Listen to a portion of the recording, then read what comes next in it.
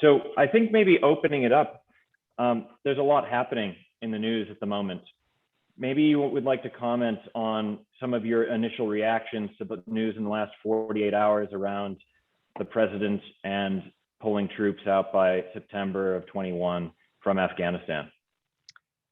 I have vacillated by wide berths in my in my sentiments towards the president on foreign policy in the last 72 hours. First, I was extremely disappointed and angry, really, about the Pentagon budget that he announced.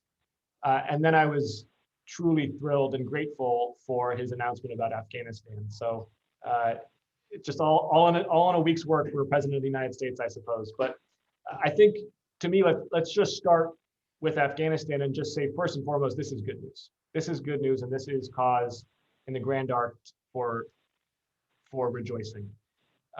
I was in Afghanistan in 2012. I was an infantry platoon commander in Southern Helmand province.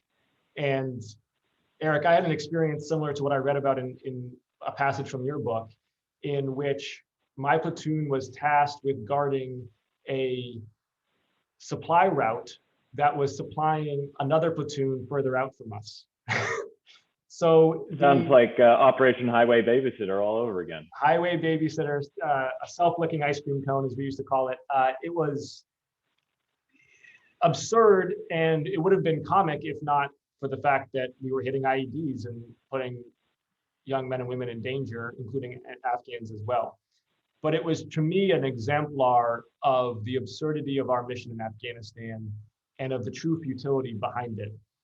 There is a convention in Marine Corps orders and how you brief your platoon about a mission that I'm sure the Army has as well, in which you don't only brief the mission that you're giving them, you don't only tell them, here's what we're going to do, but you also tell them what your boss wants to do and what your boss's boss wants to do. It's called commander's intent. You say, here's what we're going to do, here's what the battalion commander is going to do, and here's actually what the commanding general is going to do, because we want to know all those things. So in case things change on the ground, we all have an idea of what the intent is higher up. It's very good for elasticity of maneuver if things change.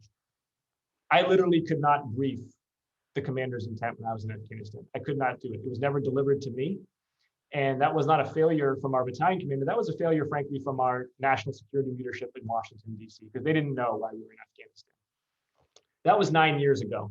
In the interim, the US Inspector General has said in a report that the Washington Post covered, I think, quite well, that, quote, the American people have constantly been lied to about Afghanistan. So we have had a war in which not only have we spent $2 trillion, not only have we cost the lives of tens of thousands of Americans and Afghan citizens, not only have we failed in any of our missions, but we've actually damaged trust. We've damaged trust in core institutions in the United States.